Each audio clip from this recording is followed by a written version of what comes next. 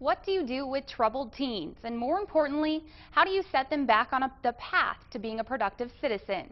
That's the challenge for workers at the Youth Rehabilitation and Treatment Center in Kearney. While the facility makes headlines for a rash of runaways and assaults, there's another story that deserves the spotlight.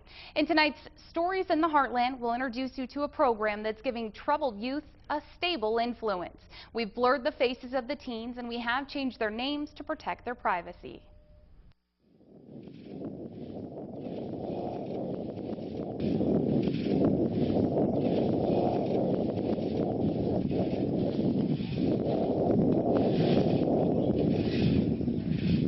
Powerful, graceful, stubborn.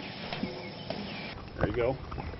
Good. Just set it on her. They want to change. They just don't know how sometimes.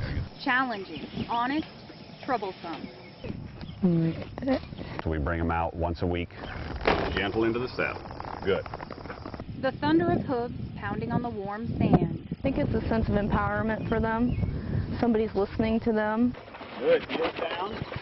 At 15 to 16 hands tall. The horse is a big animal. Weighing in at nearly 1,000 pounds.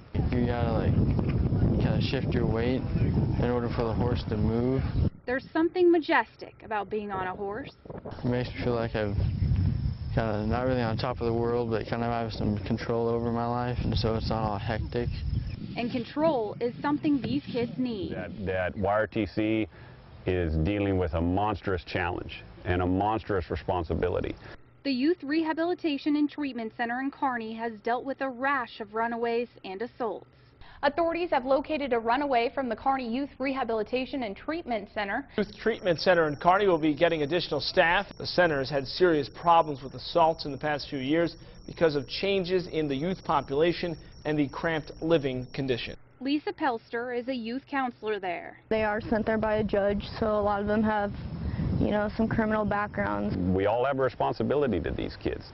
If we ignore that, the problems just get worse. 4 years ago, Carter Siebke came up with an idea. And tell her to walk on. Walk on. All right. Left leg pressure. Hold it. Hold it. Release. You know, you hope that what they're doing out here transfers. I mean, that's the whole goal of it. He's the director and instructor for the Kearney Therapeutic Horseback riding program. Remember, that horse is always trying to do what you're telling her to do, okay? All right, bud. Every week, a group of teens heads to the Bent stables. Teaches me responsibility. Matt's been at the YRTC for about 3 months. He's nearly reached the 3rd level of the program's 5-step process. You gotta be willing to work with them, like other people, for them to be willing to work with you. Why put these teens on top of a horse? Because they don't judge. They want you to move on 1 step at a time. It's just a horse. It's not going to sit there and judge me by my past choices and why they're at YRTC. Do you ever feel judged by a horse?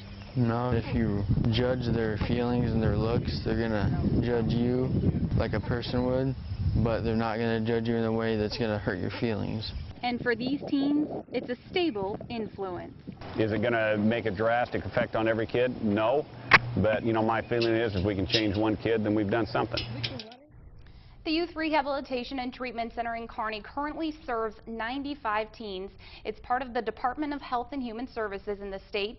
The teens start by grooming the horses and leading them around before being given the option to ride the horses. Now, Carter says in the 4 years they've had the program, he's never had an issue with any of the teams while they're working at the stables. And I guess I would just want to ask really quick, you being out there, how much the teens enjoy that program. Oh, they absolutely love it. They just are so grateful for the opportunity. And all of them talk about how they take those lessons and bring them into the classroom and bring them back to the YRTC too, and really relate. If they can respond to a horse, they can respond to someone else, and they learn about relationships in that manner. Pretty amazing program. Seems like a good program that'll pay off for the kids down the line, for sure. Let's hope so. This is our latest installment of Stories in the Heartland. Of course, we started this franchise.